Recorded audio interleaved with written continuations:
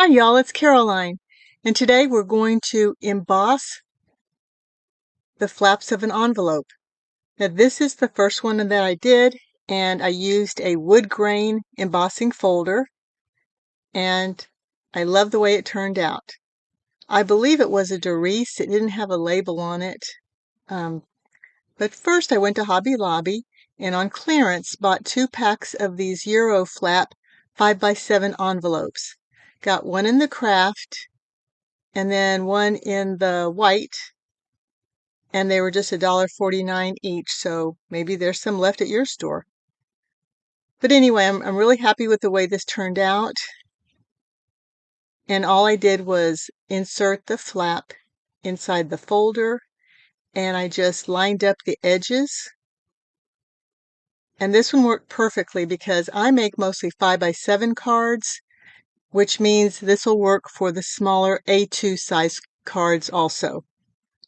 Any kind of flap that you have will work with this.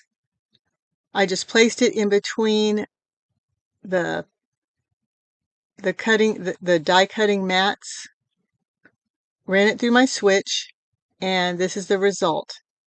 I did take some distress ink in frayed burlap, which is my go-to wood grain. I love that color. On the back here, which added a lot to that embossing. Okay, well, we're just going to try a couple different brands and see how they work out.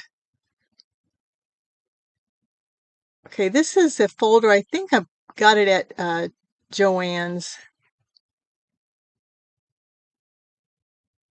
I'm going to speed these up a little bit.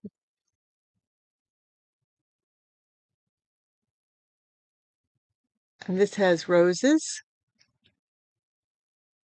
And other than one little tear that came out so cute, I can see putting some light pink distress ink on that.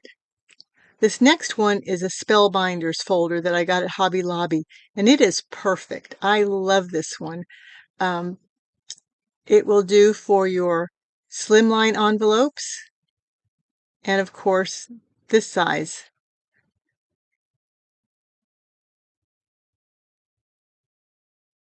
Okay, that did not have any tears at all. It just seems to be the perfect depth. Now, I'm going to caution you not to use any 3D folders, and you'll see why in a minute.